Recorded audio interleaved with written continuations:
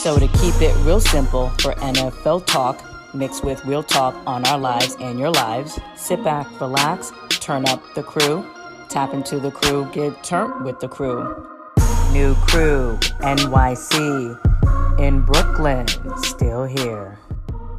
What up, what up, what up? It's another episode of The Crew. It is episode 8, and we have another packed show for you this Thursday. We got former Giants defensive end OSI UMENYORA joining us from London across the pond to talk everything going on with the Giants, who are 4-1. Got the Ravens coming in town this week.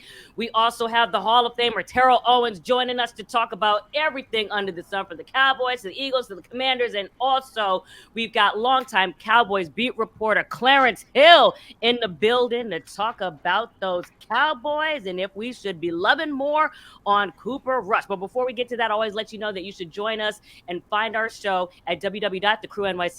That is the URL to our YouTube, and you can always catch us on our Twitter handles. But for now, it is time for Crew Call.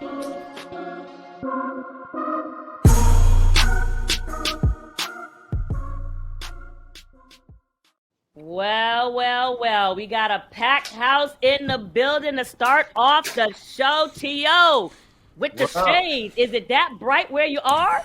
My future is always in space. Oh, God. Is that what it is? Your future is bright, so that's what we said? That's what we said? Yep. Morris joining us from the set of his project. I mean, we appreciate your Colgate smile this early in the morning. Well, I need to come on here and, see what's happening with you guys. I always want to check in, see what's up, and talk a little football. Oh, and of course, Fred Smoot. Fred. Fred? Hey, don't throw it. We found Fred again? Hey, Fred, listen. How the Commandos doing? I mean, the Commodores. Whatever y'all name is Lionel Richie playing quarterback? What's happening over there, man? Hey, just because it started out bad don't mean it gonna end bad, baby. Don't you worry about that. Right. Just because the Eagles are roasting right now, don't mean they won't turn on y'all by Christmas. We know how it go now. Hey, listen, and he talking a lot before Thursday Night Football. The game ain't even started. It is tonight against the 2-3 Bears, so we're going to see how much you talking after the game. The Bears. Mm-hmm. We got Clarence Hill joining us from the facility where he's covering the Cowboys today. Longtime beat reporter covering the team for the Star Telegram. What's up, Clarence? What's up, man? I want to show y'all these little replica trophies out here. There's been a long time since they got a real one, but I just want to show these replica trophies. Hey, Smoot, I've been watching how you have been getting on Josina about her dating life. Oh, wow. That's where we're starting? On top of her. That's why you got to be encouraging that? Stay on top of her about her dating life. Wow. Hey, you know why? Josina got her version, and I got the truth. I tell the truth. I'm the speaker of truth. My daddy is a preacher, and at the end of the day, I know Josina, and I know why she's single. Wow, really? Oh, and as you let us know with Darius Slay or Big Play Slay, excuse me. Yeah. You're plural. You did okay. Hey, Clarence, is those trophies made out of foil, tinfoil? What those trophies made out of? There? It's been a long about 30 years. Oh yeah, 30 years, something like that. How long it's been? He got them from the Can Man. Listen, these are the replicas that were under Tom Landry, and the other ones that Jerry has outside on a different mantle. These are the old ones. Oh, okay. And why does he got on that Texas shirt? Like, it's nothing to be proud about Texas besides Kevin Durant. Like, what are you talking about? I mean, don't go there, man. We back. Texas is back. Hey, really quickly, Fred.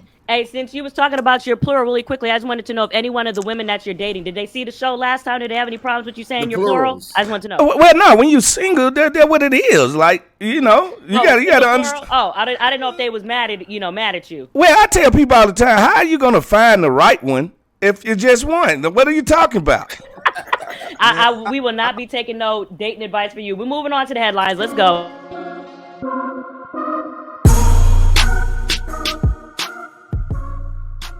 All right.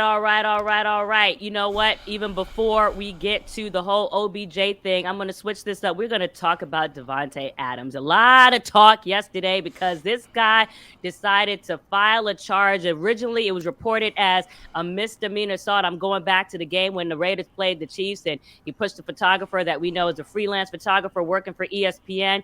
But NFL Network did report that it actually is going to be a violation of the city ordinance, not a misdemeanor misdemeanor assault, which faces a maximum of 180 days. Adam can be fined at least $250. At the end of the day, what did y'all think about the fact that this guy at least is trying to press charges and could be preliminarily trying to set up a lawsuit?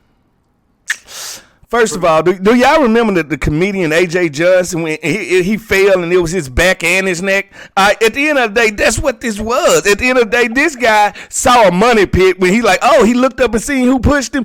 Everything on his body hurt. We all know this is a joke. Nobody just cares, man. That little scene was from Friday, but this wasn't Friday. This was Sunday. For me, it's a non-story, to be quite honest. I'm glad it got diminished to, I guess, what is it, a misdemeanor or what happened? Violation of a city ordinance. Yeah, I mean, it is what it is. There's other things to be talking about, like Brett Favre, trying to take monies from these less fortunate people. So, that's more of a story than this. And at the end of the day, Davante Adams, because of his character and who he is, he came out and apologized immediately. So I could see if it was something where he didn't have remorse from it, this and that and the other. He realized again, and I agree with some people that understand, like if you're in the heat of the battle, especially coming off a heated game like that, there were some mistakes. They should have won. You have reactionary actions, when you're immediately after the game. And again, it was an accident. He apologized. Man, move on. Clarence, Roland Martin was on. Go ahead, Morris. Go ahead. No, I said, to what T.O. said, he's coming off the field in the heat of the moment. Where's the NFL by having a clear path for this man to get back to the locker room, right? We have sometimes got fans throwing stuff. Now we got some people walking in the path of someone coming off of a very highly emotional play. If he doesn't run into that receiver, he could possibly catch a touchdown or at least get him into field goal range. So the NFL has to clear that path. That protects the players on the field, period. Clarence, but Roland Martin was on Twitter very hard yesterday, basically saying assault is assault, though it's not called assault anymore. Roland Martin. Roland Martin. But people are saying it's no excuse for extending your arms, even if it was a millisecond, of an intersection cross and they ran into each other. Clarence, what you think? I mean, the bottom line is what you guys are saying is right. This is a money grab, okay? It is a money grab. We understand what's going on here, but that doesn't make it not a legitimate money grab. I mean, there's precedent. There was a cameraman in Dallas named Larry Rodriguez who was pushed by Kenny Rogers back in 2005, a baseball player, and he got paid millions, okay? And so we can talk about right of path and all of this stuff, but this is a legitimate lawsuit, and that's what it's about. It's about the lawsuit. It's not about whether it was a fine or a city ordinance. This is setting up the lawsuit. T.O.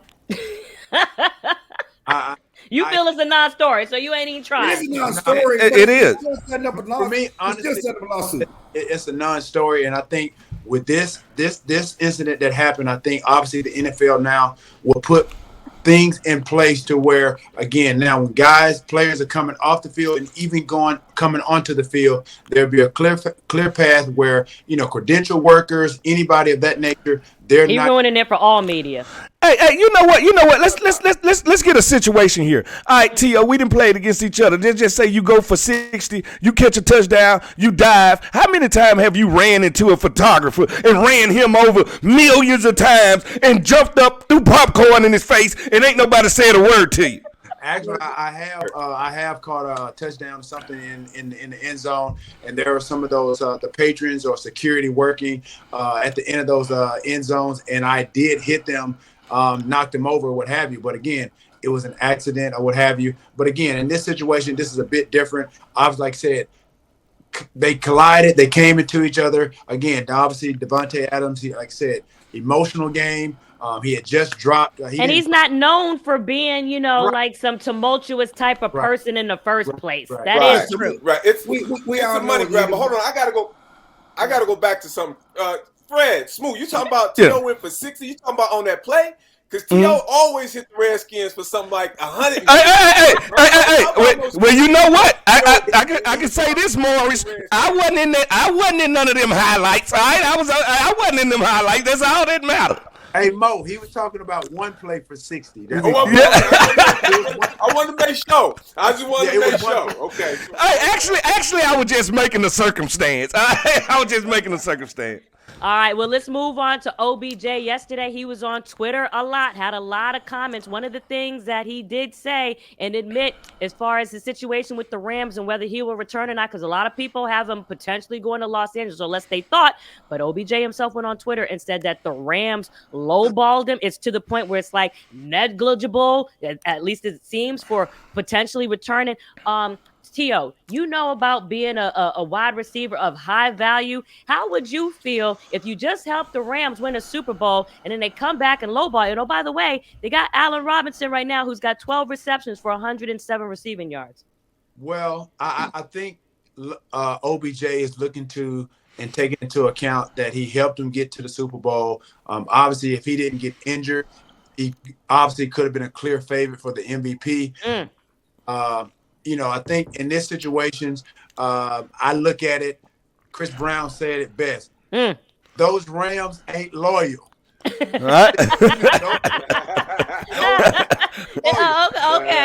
that's another version.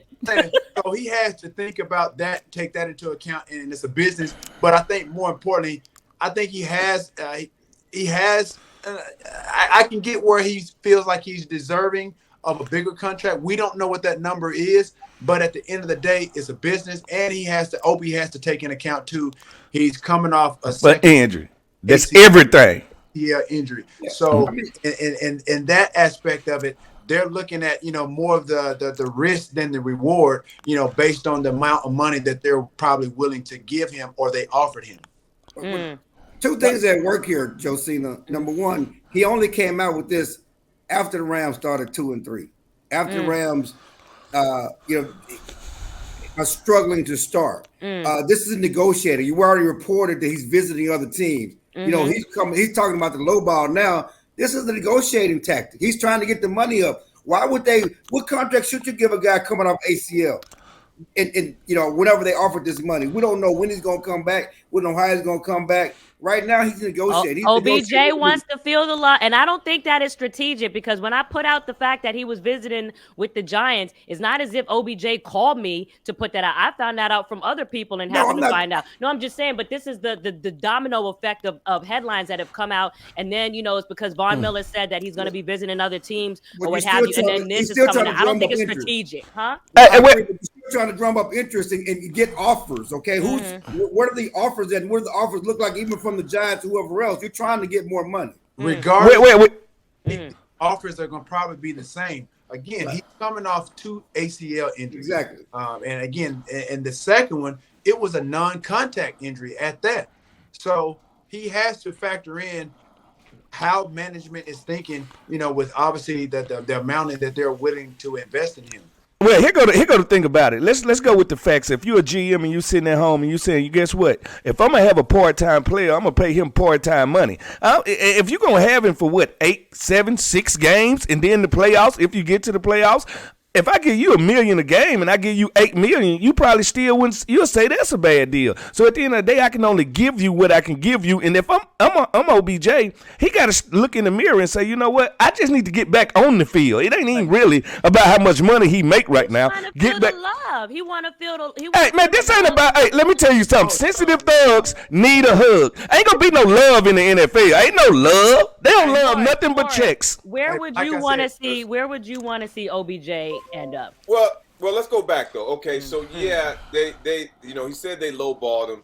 My thing is, I think Sean McVay came out and said that this is not going to be the final offer, right? So the one thing that we always have, even my business, NFL, basketball, whatever, is always a business. So he's trying to get more money. They're trying to get him for less money. But at a certain point, you do have to show somebody some respect. And yeah, I agree. He's coming off some injuries, but then don't come out and say, "Well, this is not our final offer." You handle things. That's the part, Morris. That's the part. Yes. Behind closed doors, McVay shouldn't have come out and said anything. Yeah, but we're talking about this not our final. But Morris is right. He was saying this is not our final. No, Morris is not right.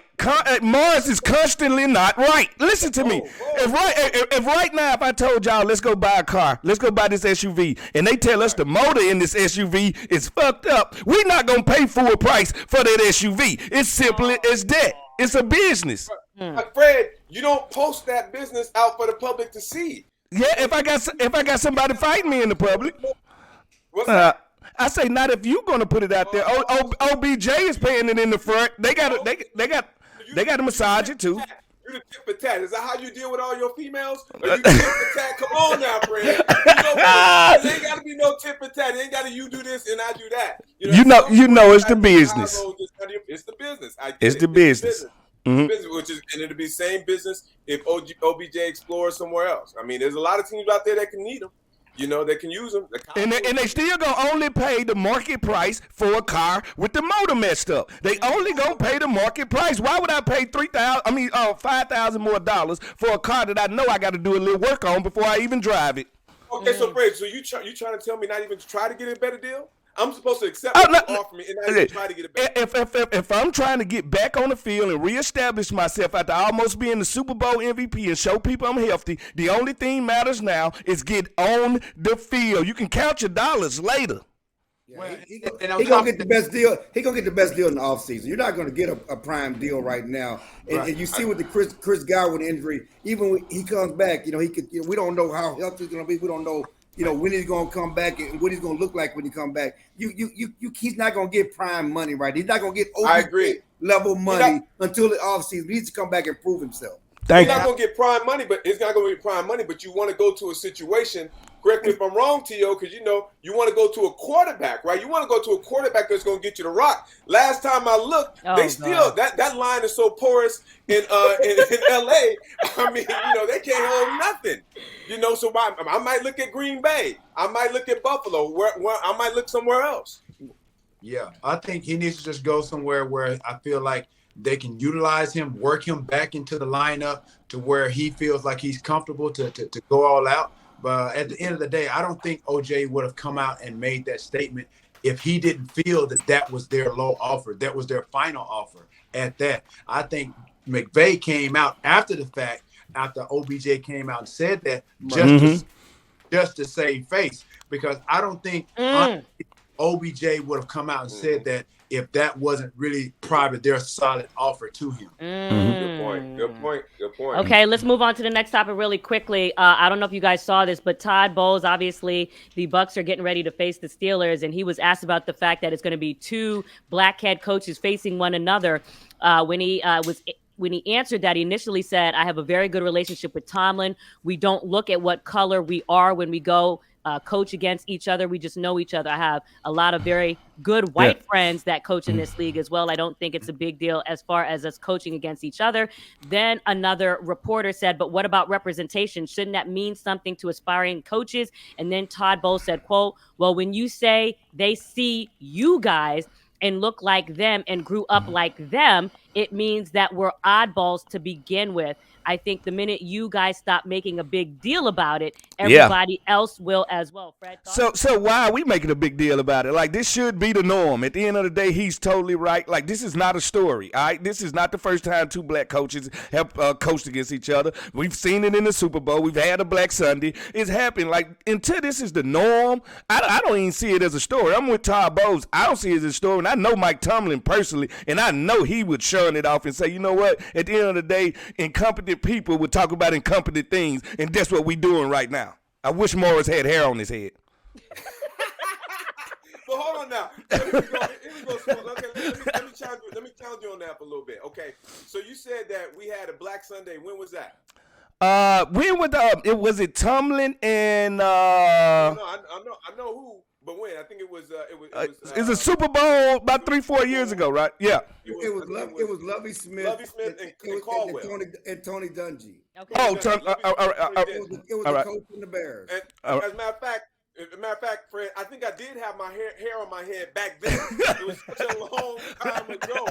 That's what I'm saying. This should be it should not be a story, but it is because it doesn't happen often. We don't have enough representation in the coaching ranks. If you're talking about what happened way back when, and there probably hasn't been too many incidents since then it's happened. Things need to progress in the NFL in terms of black coaches. Man, I think that reporter just tried to create a name for himself. He does like any other non-beat writer, somebody that doesn't have a name that tries to ask what they feel like are important questions or what have you.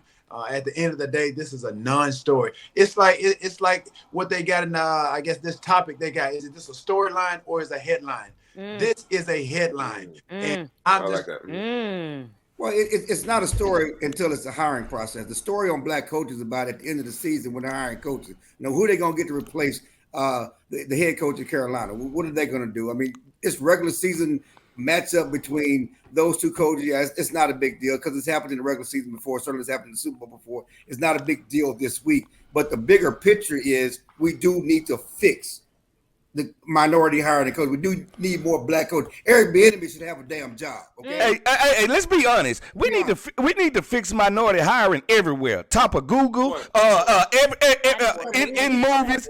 We dealing with the NFL. Well, let's be honest. To get the majority, we gotta realize it's only 32 jobs. It's 32 jobs in any given year. And when we talk about representation, the NFL is a microcosm of what's going on in the world. So at the end of the day, you can't just hold the NFL accountable. The NBA, you got to hold everybody accountable when it comes to hiring minorities. But we dealing with the NFL. We focusing on NFL. You got Nathaniel Hackett coming in there. You got to deal with these nepotism and these daddy's sons that get jobs that get promoted right up the ranks above coaches who have been toiling for years. You got black coaches who have been toiling for years. You got these daddy's sons going right to the top. You got to deal with that.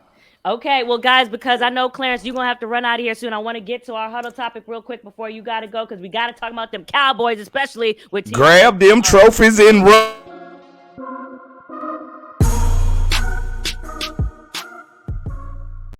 All right, we're moving along, because guess what? Morris keeps telling us the game of the week is Cowboys at Eagles, and we got Clarence on for a reason, and T.O. for a reason, and talking about them Cowboys. What were you about to say? My stomach hurt. I would agree. I would agree that this would be the game of the week, game of the Philadelphia Eagles. My guy Jalen Hurts is playing, beyond his years. He's made a tremendous leap from where he started to where he ended last year. Obviously in the playoffs, didn't come off a good playoff win, but you have looked and we have seen the maturation process in these 4 to 5 games to be. It's not something that I didn't see what Philadelphia Eagles are able to do because I know this guy personally. I know what he's made of. I know where he played at. I know where he comes from. So when you think about, the pieces that he has, I think that the organization has done a great job of giving him weapons. This guy has gone in the lab and really increased and enhanced his skill set to where he looks like a totally different quarterback than he did at the end of the season last year. So going into this game, again, I will give the edge to the Philadelphia Eagles. I have Oh, Lord. Lies. You over there supporting the Commander, so you no. How could y'all look in this mic and lie like that, knowing my dad is a preacher? Hey, check this out. How y'all gonna say the game of the week is Cooper Rush versus Jalen Hurts when we got Patrick Mahomes versus Josh Allen, the Bills versus the Chiefs, and you gonna sit here and tell this lie of a lie? At the end of the day, y'all know damn well that game is gonna be 22 to like 18, and we gonna see two teams. And I love the Philadelphia Eagles. I think they are a true team. But you cannot tell me the game of the week don't got Patrick Mahomes and Josh Allen and it lies. Okay, first of all, hold on. Clarence. Which one gonna get the most ratings? Patrick Mahomes and Josh Allen. No. Patrick Mahomes. I'm so tired of the Cowboys. You know what? Now you lying. The Cowboys is Miss America with a dead tooth in her mouth. That's all it is. Clarence, really quickly, because we have you on. So when are we going to see Dak Prescott, who's still dealing with that thumb? What's going on? You won't see Dak Prescott this week, probably early next week. I mean, the bottom line is he broke his thumb. It's a 4 to 6 week injury, a fracture. The bone takes 4 to 6 weeks to heal. It was never going to be before this week, and even this week was going to be aggressive. He's not going to play this week. They've already talked about it. He's only started throwing this week. You will see Cooper Rush. It'll be rush hour 4, as Michael Irvin said, against Jalen Hurts and the Eagles. But again, you're talking about They won 4 straight games with this guy. They have one of the best defenses in the league. Watch out for Micah Parsons. That's what you need to worry about. Right. Micah Parsons, they have not given up more than 1 touchdown a game. This defense is doomsday-esque. Well, Cooper Rush. the Dallas Cowboys defense, that's an extension of the Dallas Cowboys offense. What Cooper Rush is doing is eliminating and minimizing mistakes at the most inopportune times of the games. Something that Tony Romo did back in his day. That he's managing the game, he's doing it the best that he can. But at the end of the day, everybody knows if the Cowboys are going to win this game, it's going to be defensively. It's not going to be offensively. Oh, so go ahead, Morris. No, so I got a question for Clarence. And I got a question for T.O. Fred, y'all still only won 1 game, so don't feel too bad about that. This for the other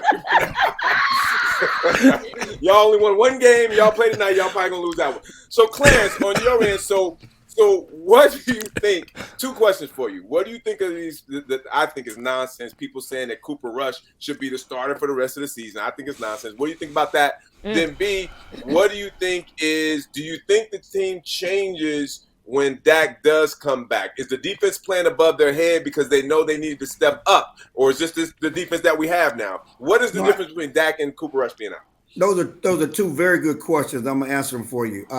Number 1, Cooper Rush passed for 102 yards last week and they won. Ugh. He's not the reason why they won. He's not the thing that tells he's not making mistakes. Dak Prescott is this. Right. He's the quarterback of this team. If the Cowboys want to win the Super Bowl, if they want to take it to the next level, they need a quarterback that's going to make plays. And Dak Prescott gives them that. And everybody understands that. The Cowboys understand that it's these peace breakers out here. My grandma used to call them peace breakers. They're trying to create something that's not there. I mean, everybody understands that this is Dak Prescott. See, number 1, he's making $40 million. This is not 2016 where Tony Romo was at the end of his career. Dak Prescott is not at the end of his career. Cooper Rush is not the future of this team. Dak Prescott was the future in 2016. That was a different dynamic there. But the team, if they want to maximize their ability on offense, it's with Dak Prescott, a quarterback. And what you're saying, the formula will be the same when Dak comes back. This defense is real. This defense is something that can sustain them throughout the course of the season. This 4-1 is different than last year's 4-1 because it's led by this defense, a running game. They're going to try to play the same way when Dak comes back, but the difference is when they need to make plays down the field, Dak can make it. When they have a chance to possibly get into a shootout games, when they have to score points, they can do that with Dak. They can't do that with Cooper Rush. The best thing he's done is not turn the ball over. Hey, can we agree that Cooper Rush is Tito Jackson? Nobody's lining up to go to a Tito Jackson concert. All right, so at the end of the day, this guy is just holding the fork down until the king comes back. All right, so at the end of the day, let's not jump on this Dallas Cowboy team. It's clear that Philadelphia is the better team. They have the better quarterback. They have the better running game right now. They have the better receivers right now. And Big Play Slay and Bradbury are prison wardens. They have the better defense. They had the better overall defense. Now, the Cowboys had a better top-end players. They don't have a player that's better than Micah Parsons. But if you put the group of Philadelphia together, I would rather have them. And I'm sorry, CeeDee Lamb still has to show me he can beat double coverage. That's a true number 1 receiver. Somebody that sees double coverage every week and continuously beat it. He hasn't shown me he can do that. And I promise you this, Big Play Slay, that Mississippi State Bulldog, he going to eat come Sunday. And he ain't need nothing but some CeeDee Lamb with a side of rice. Okay, you're talking, but the Eagles defense ranked 18th in the league. The Cowboys defense ranked 7th. Hey, you show me. You show me numbers. Clarence. Numbers. Hold on. Where are you saying 18th? Clarence? Where are you looking? 18th in what? I'm looking overall defense. The total defense rank. The Eagles are ranked 18th in the league. Did you just throw number? Do you watch the game? I do. Do you watch the game? I watch Detroit gas them and go up and down the field on them. Detroit has gassed everybody besides the Patriots. Exactly. But my point is, I watched teams score on them. I watched nobody score on the Cowboys. Let me just You're about to see somebody score on them. First of all, I mean, I don't see the Eagles ranked 18th, but okay. If the numbers are the numbers. So. I'm not making that up. Yeah, you did. I'm looking at the numbers right now. The Eagles have allowed 1,472 total yards. The Cowboys have allowed 1,557 total yards. I'm not sure where you're getting your information. Say that from. number again because your Wi-Fi went out. so Chestnut, you said 14 what? The Eagles are averaging 1,400 something. The Eagles have a total of giving up 1,400 something yards. The Cowboys have given up 1,500. But let's go even deeper than that. When we talk about common opponents, the Eagles have played the Commandos, the Commodores, or whatever Fred want to call them, and so has the Cowboys. The Cowboys have played the same team. The Eagles gave up 8 points, had 9 sacks. The Cowboys vaunted, what is it, the rush hour 4, 5, 6, 7, whatever it is. It's tired and old. They only had 2 sacks, and they gave up 10 points. What's your question that you had for me? Yeah, I know, right? Dealing with that. Well, T.O., you have a unique position of being on both sides of this rivalry. You played for the Eagles, you played for the Cowboys. What is it like going into this week? And does that sway your opinion in terms of how you feel who's going to win this game? No, not at all. I mean, I look at it from a different. I don't look at it as fans look at it. So I have a different perspective. So obviously playing the game, like I said, playing with both teams, you understand the rivalry. Obviously the NFC, like I said, they try to create the NFC beast and out of that group, except for the Commandos. Man, y'all stop taking them shots. But look at these two teams. Every time these two teams match, that everybody's going to be geared up. Everybody's going to be honed in. I know playing with both squads that every time that I played on either of those teams, I was keyed in. I was locked in. I wanted to play my best. And as we've already seen, based on the records, based on how both teams are playing, that's why this game is probably going to be considered one of the games of the week, regardless of what it is saying. But every time, like I said, they have a lot at stake. So they're trying to obviously, like I said, one up each conference. So I'm looking for this to be a good game. But at the end of the day, I'm looking, like I said, the edge is going to go to the Philadelphia Eagles based on what you said, Morris, on the numbers, based on what the eye test of what and how Jalen Hurts has really been the quarterback, been the leader, and leading to an undefeated season thus far. Let me say this. Two things. I know Morris has to get out of there. So Clarence, make your points real quick. I love you, Morris. Love best man. Love all of that stuff. But let me read NFL numbers, not you. Okay. What you were reading, what you were reading was total yards for the season. And so yes, it's a minuscule difference. But the Eagles are giving up 346 yards per game. The Cowboys giving up 311. Okay, that's the difference between.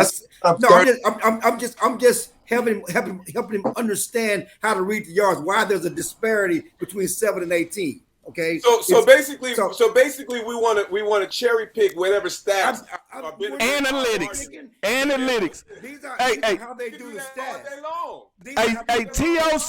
T.O. said it right. The eye test. We both watch these teams play, and the best quarterback on the field come Sunday will be Jalen Hurts. You always go with the best quarterback. If everything else is equal, who got the best quarterback and who got the best head coach? And that's Philadelphia. Cheesesteaks for everybody. That's why Philly has to win this game. If they lose the Cooper Rush, the pressure's on Philly. They're supposed to win the game. They got Jalen Hurts. They got all their players. Dak is not playing. Okay, well. They should win this game. Okay. If you don't win this game, you're going to shoot yourself. Not at all. It's the NFL. Anything can happen on any given Sunday. You saw that. Come on. If you don't win this game, after you at home, you got their backup quarterback. Hey, Clarence, come back on. Hey, Clarence, come back on the show on Tuesday. Will you, brother, please? Come back on the show on Tuesday. Listen, we appreciate Morris joining us for the huddle. And I know Clarence, hold on 1 second, Tio. I know Clarence got to go and have this press conference, with the Cowboys. So we appreciate you coming on. I know Morris wants to have you to come back on and see who's right when we come back on Tuesday. Yeah, see, that what Clarence is, company, man. Go on, do what you got to do, company, man. I said the Eagles should win the game. All right, throw them trophies in the garbage. Jalen Hurts my frat brother, so I'm with Jalen Hurts, okay? He's cute. All right, that's what it is. Okay. All right, we appreciate you, Clarence. Thank you. All All right, yo. Well, I'm getting this link to OC Umenyiora because he's getting ready to jump in. I wanted you guys to quickly just, before we transition to that, Jason Peters had made a comment about Philadelphia fans. And I'm basically saying, I just know the Philadelphia fans are effing idiots when it comes to camaraderie in the Cowboys, any team. Peters said via the Dallas Morning News, they start throwing stuff at teams. When we played the Vikings, they were throwing stuff. I mean, they're nasty, but they know that. They pride themselves on being nasty, no vulgar. So Jason Peters has spent 12 seasons with Philadelphia and faced the Cowboys 16 times. Obviously, he's now changed teams. T.O., your thoughts on those comments? Well, I mean, of course he's going to say that, but at the end of the day, he wasn't saying all that when he was playing. Oh, wow. So, obviously, like I said, he's transitioned. When you think about he's a company man now. Now he's with the Dallas Cowboys. I think that's the word of the week, company man. But that's typical for a player to say when they transition, they switch team, and now you're playing your rival. Obviously, he's doing whatever he can for bulletin board material. For me, I think it's nothing to be even to be discussed. You know what I mean? Fans are going to be fans. You have to still go out there and play. I was on both ends of the spectrum when I played for each team, and I had to play the opposite. As a player, you just go out there, you just block it out, and you're going to hear the boos, you're going to hear the cheers. At the end of the day, hey, you go out there and ball, and you silence them. Hey, no. Let's tell the truth. He's the Pope, all right, for coming out telling the truth. The worst fans in the NFL are Philadelphia fans. It's a reason why the vet had a courtroom in it, in a jailhouse in it. These fans are ravenous. When I played in Washington, they told us alertly never send family members to Philadelphia to watch you play. It ain't worth them coming home with a black eye. They are unstoppable force. All right, yeah, they'll turn on the Eagles. They sure gonna turn on the other team. Let's be honest. Philadelphia, the worst and most erratic fans in sports. Well, I mean, between them and the Raiders, probably so. Well, listen, before we welcome OC, and I want to make sure that his audio is well. OC, you good? Yeah, can you hear me? Oh, shoot, we can definitely hear it.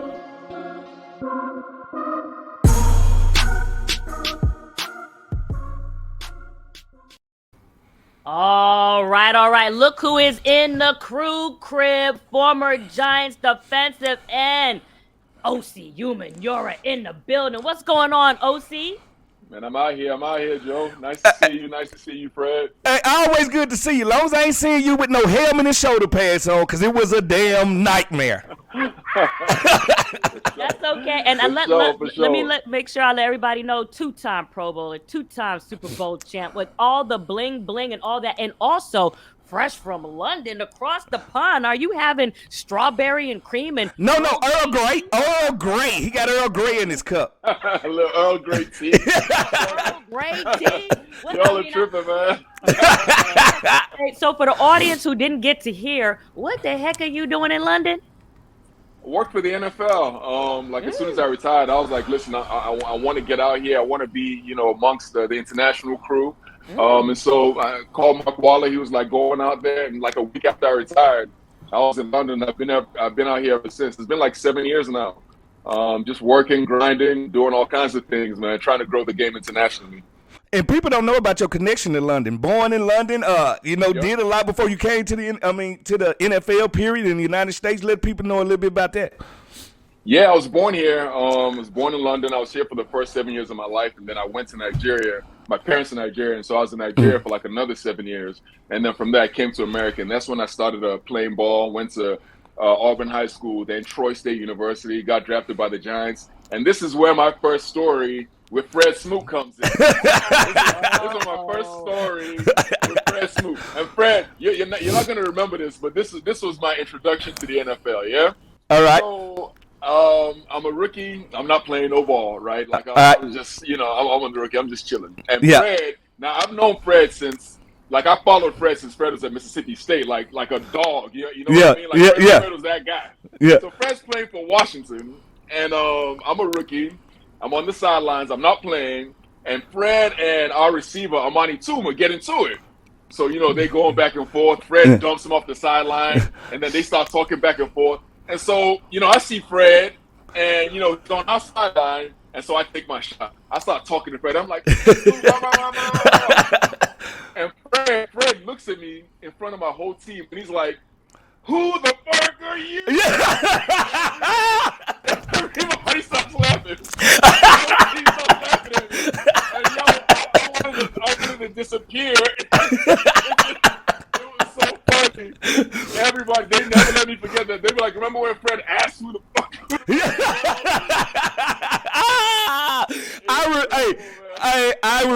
I remember the play you talking about. I remember, and you know the one thing about it, Strahan was one of those people where when the offense was on the field, he stepped up on the sideline and he liked to talk trash, and I know that's where you got it from, because I would go back and forth with y'all all the time, and I actually knew who you was because one of my homegirls, Torsha McElroy, went to Troy.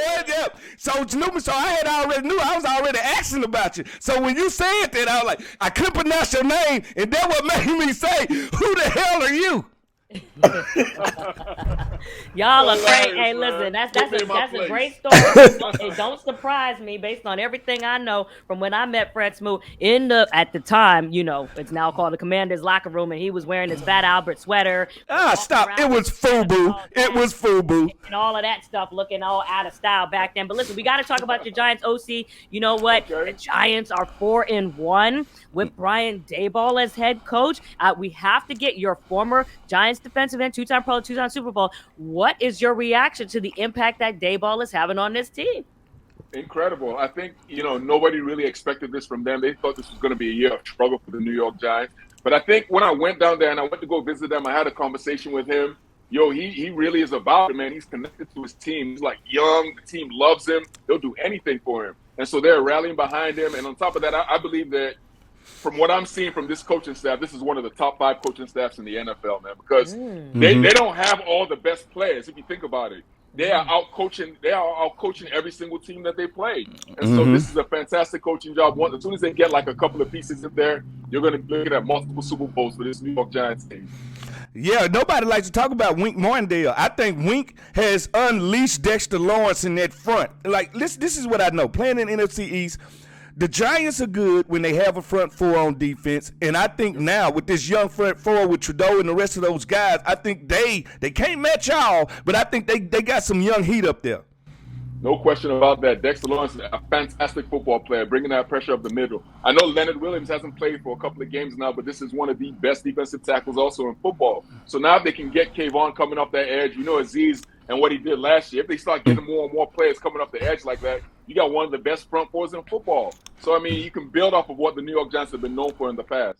Now, I don't believe in quarterback with normal names. And you can't get no normal than Daniel Jones. All right, so at the end of the day, OC, do you believe in Daniel Jones? Like, Dave, I can't say they won because of him. They kind of won in spite of him because of Saquon having such a great year. Do you believe in Daniel Jones? I think what you're saying would be fair if you're looking at the first couple of games. But, I had a chance to actually watch him in person and watch him against Green Bay. There's something to this guy, man. There's something about it. He kept on making play after play after play. And, Green Bay, that defense isn't bad. That's a very good defense. Yeah, it is. And he carved it up. He made all the plays that he needed to play, and he was getting hit in his mouth. So I think that there is something to him. And I believe that, with Brian Daboll at that, calling the plays and helping him out, I think he could be the quarterback for the future.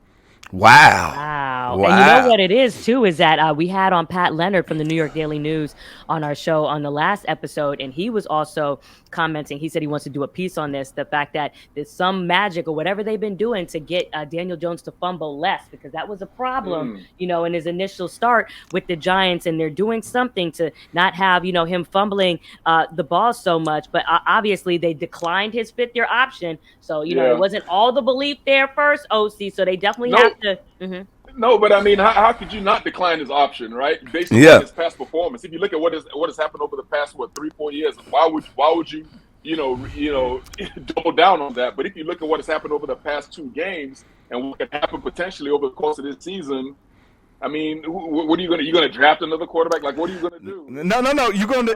I don't know. See, unless you get a veteran, unless you get a veteran to come. I was going to say, unless you date somebody else, and Jimmy G is mighty attractive. All right, so you got to. I'm just saying, you know how to. Hey, if you ask most New Yorkers right now, would they rather have Jimmy Garoppolo or Daniel Jones? Most people would say Jimmy Garoppolo. Right now, yes. Right now. Yeah. We don't know what Daniel Jones is going to do over these next couple of games. We don't know. Lots of belief. No, I'm saying I just saw what I saw against that Green Bay team, and if he can continue that, how are you going to say, "Oh, Jimmy G is going to be the guy"? Let's just give him like 3 more games. Let's just give him like 3. He's a hell of an athlete. Like, most people don't know that about Daniel Jones. He's a hell of an athlete.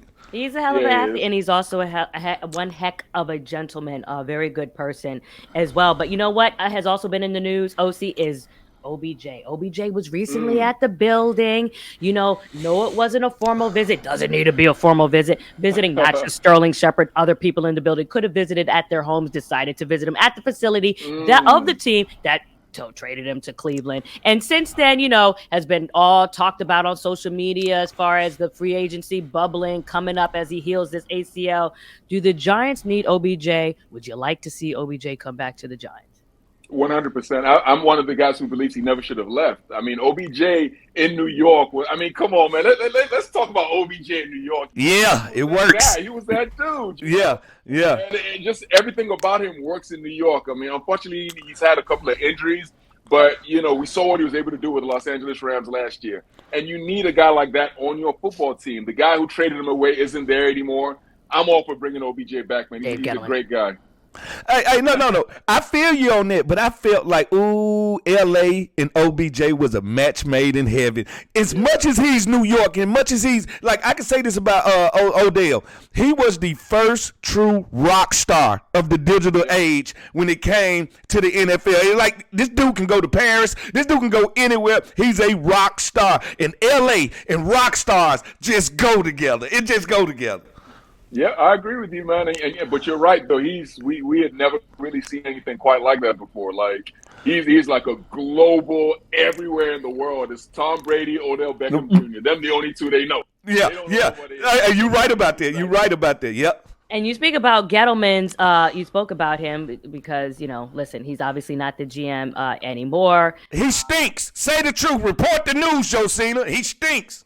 Listen, I'm not gonna say he stinks, but what I am gonna say is that they didn't win over 6 games when he was the general manager of the team. He did trade OBJ and brought in, and people can make their own comments about this. I'm just saying what it is. He traded OBJ, brought in Golden Tate and Kenny Galladay. Traded for DeAndre Baker, I believe 2019, who got caught up in an alleged armed robbery in Florida. Signed big money to Nate Solder, Kareem Martin.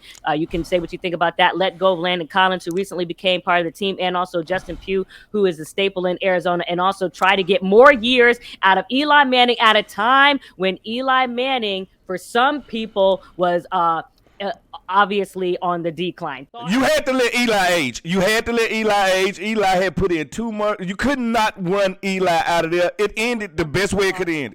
What some people thought. OC, your thoughts? Mm-hmm. I think that we could say that Dave made a couple of mistakes, but he's a friend of mine, so I'm brother-in-law, company man. company man.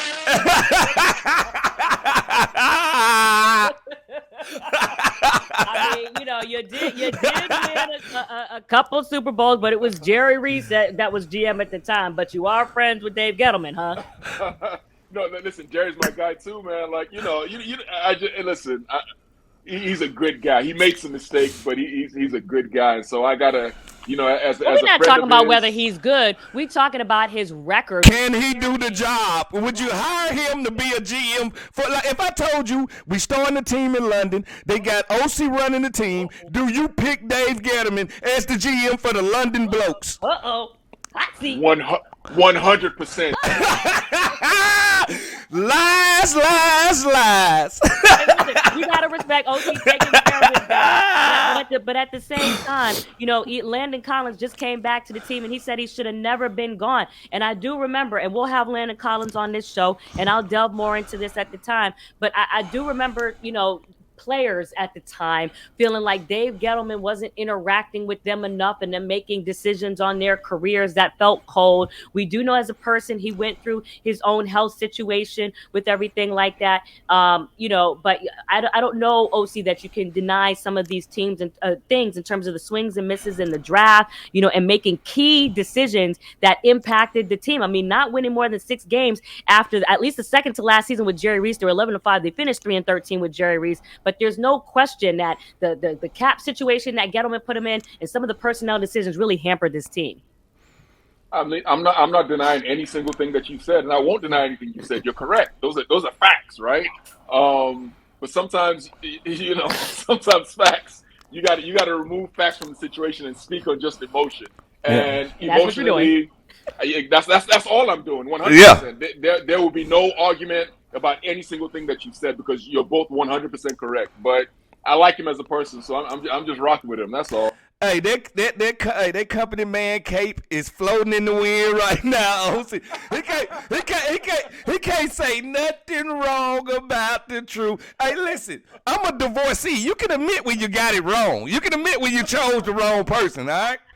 Hey, listen. Hey, OC, you guys got the Ravens coming up. They're coming in the building. Right now, the Giants are 4-1. Lamar is coming to MetLife. Tell me what you foresee of this game. And if for some reason the Ravens were able to not win this game, and the Giants go on to be 5-1, are we going to be able to deflate any heads in New York? Go ahead. No, it's going to be impossible. I think, right now we're riding high, and that's a good thing. But when you look at the Baltimore Ravens and you look at the New York Giants right now, you got to think about who the Giants defensive coordinator is, right? Wink Martin. Where did he come from? Yeah. You understand what I mean? Mm-hmm, and so now because of that, you got to know that he's going to know quite a few things about the Baltimore Ravens, and in particular Lamar Jackson, that a lot of people don't know. So you got to think that they're going to be able to stifle Lamar Jackson, which is almost impossible to do. But if anybody has a good enough chance to do it, it would be the New York Giants. And then offensively, New York Giants have been playing a lot better, especially over the second half of games. You look at the Baltimore Ravens defensively, yes, they played better last week, but before then they were getting torched. So who knows what's going to happen in this particular game? I'm looking for the Giants to win. Oh, you know what, OC? I hate to bust your bubble and tell you the good truth because my dad is a preacher. All right, here we go. The Giants ain't even the best team that play at MetLife. It's the New York Jets. It's the New York football Jets. That is the most ridiculous thing I've ever heard you say. Hey, listen. When I look at that New York Jets roster, I see a lot of young talent. Sauce is they advertise. Like I said, I thought he was the best corner in the draft. Bryce Hall has been running that ball. Zach Wilson, I think he's coming into his own. They got a wide receiving core, Garrett Wilson. If I look and say, what positions are the Jets better than the Giants? Better than quarterback? They're not better than running back. They're better at wide receiver. They're better at cornerback. I'm sorry, the Jets are the best team in New York. Wow. Listen, if you're looking at it from a standpoint of players, okay, you might be onto something there. But in terms of like a team, no possible way. You know why? Because the most important thing right now in the NFL is the coaching staff. And the New York Giants have a far superior coaching staff. Whoa, come on, Silas is a good coach. Like, give him the chance. Get Silas is a good coach now. Coach in terms of leadership and charisma. He's still building what he's building, but he has a ton of respect in the NFL. How do we know he's a much better coach than Brian Daboll? I mean, you just said been there, Bo. Hey, listen, let me tell you something, OC. Let me tell you something, and this is not no knock, just to say how things can ebb and flow, because I definitely respect Josh McDaniels' prowess. But I do remember being in Denver and starting in 2009, where Josh McDaniels started off 6-0, and they proceeded to lose the next 100 games, 100, and they ended up 8-8. So the Giants, I'm just saying, look, I give all props. Daboll, I think he is the real deal. But as he said, the league can humble you real quick, OC. So don't y'all start floating.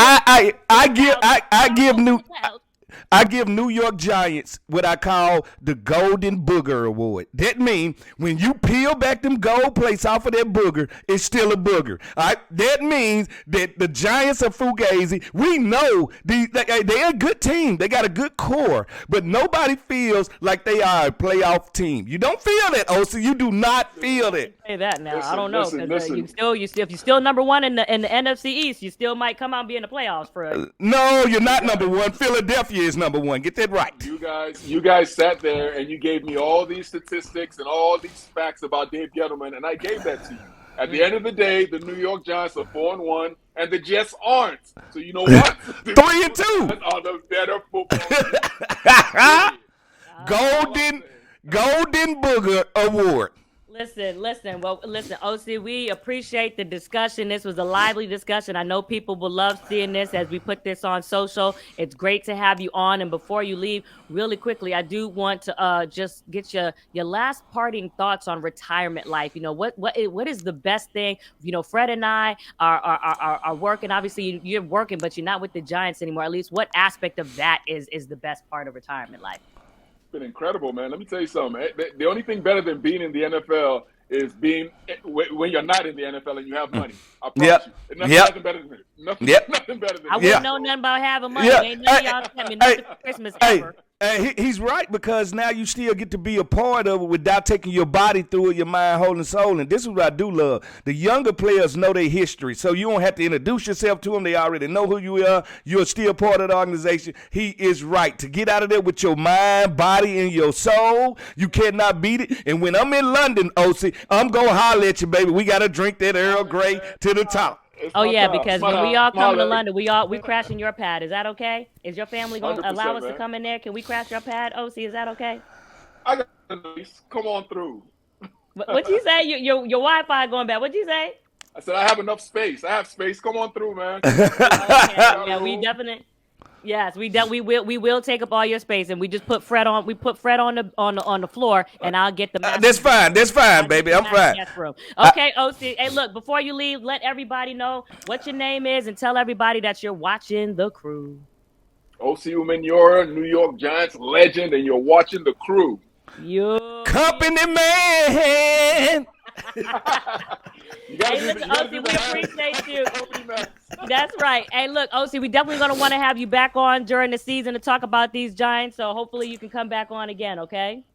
Let me know, man. This was fun. Thank you, guys. Okay. Always good to see you, brother.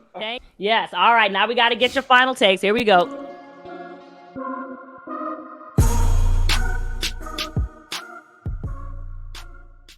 All right, Fred. Well, I can't let you out of here without getting your final take on this. Your Commanders are playing Thursday night. Yes. An article came out, something today. We're not even going to get into that. We'll get into that after the game as far as something with Daniel Snyder. It's always something else. We'll get into that. But the part we will focus on is the facing the 2-3 Bears. And because this show is being taped before the game, I will ask you something that will pertain even after the game. Yeah. What happens if the Commanders lose in Armageddon. Football Armageddon. I hate to say it.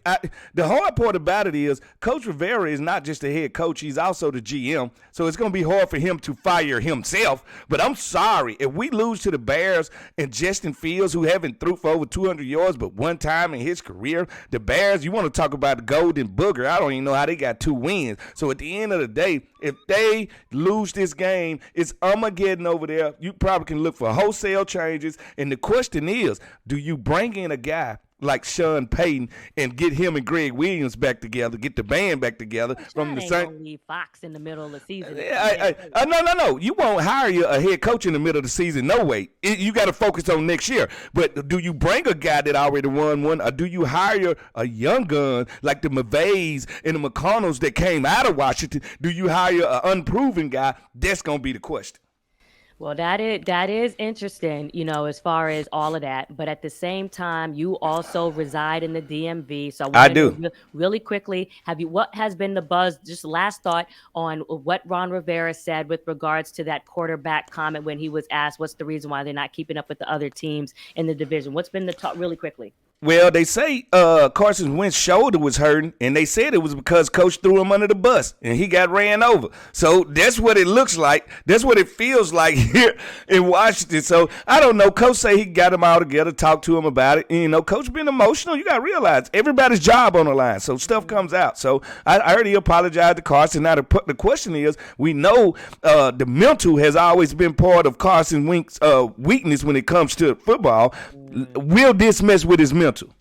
Well, the official word that actually has come out, and I love how you did play on that, is that Carson Wentz supposedly has a biceps tendon injury. It's not supposed to impact him playing tonight as far as his availability, but I think NFL Network did recently report that is a part of, hurting his shoulder. I think it's up here, with regards to that. So that's something to keep in mind, with regards to how everything plays out, Fred. Yeah, when you get ran over by a bus, that muffler usually hit your shoulder on the way out. Oh, wow. Well, listen, this was a great show. We had everybody on here from T.O., OSI Umenyiora, Clarence Hill, Morris Chestnut, filming from Hollywood and everything. That's the type of stuff that you get when you were on the crew. So Fred Smoot, for Fred Smoot, I am Josina Anderson, and we are out. Peace.